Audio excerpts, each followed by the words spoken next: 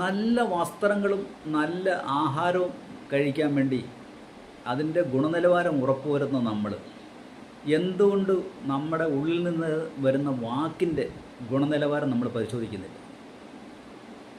നമ്മുടെ ഉള്ളിൽ നിന്ന് വരുന്ന വാക്കിൻ്റെയും കൂടെ ഗുണനിലവാരം നമ്മൾ പരിശോധിക്കേണ്ടതല്ലേ? അതും കൂടെ നമുക്ക് പരിശോധിക്കാനാവണം. ഇതേ ഒരാളുടെ അസാന്നിധ്യത്തിൽ നമ്മൾ അയാളുടെ കുറ്റവും കുറവും നമ്മൾ കണ്ടെത്തിയിട്ട് അയാളെ വിചാരണ ചെയ്യുക.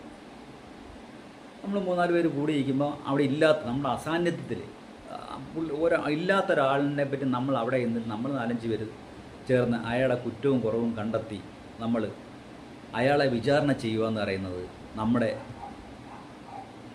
അങ്ങനെ നമ്മൾ ചെയ്യുന്നില്ല എന്നുള്ളത് നമ്മൾ ഉറപ്പ് വരുത്തണം. ജീവിതത്തിൽ നമ്മൾ ഒരാളെയും വിചാരണ ചെയ്യുന്നില്ല എന്നുള്ള ഉറപ്പ് വരുത്തണം എന്ന് നമ്മളെല്ലാവരും തീരുമാനിച്ചു കഴിഞ്ഞാൽ നമ്മുടെ ചുറ്റുവട്ടം ഏറെക്കുറെ ദുർഗന്ധത്തിൽ നിന്ന് വിമുക്തമാകും. ഏറെക്കുറെ പകരം നമ്മൾ എന്ത് ചെയ്യണം? അവിടെ നന്മകൾ കണ്ടെത്തിയിട്ട് അവരുടെ നന്മകൾ പറയാൻ ആരംഭിക്കണം. അപ്പോൾ അവിടെ എന്ത് സംഭവിക്കും? ഞാൻ നേരത്തെ പറഞ്ഞാൽ പരിമളം അങ്ങറിയും.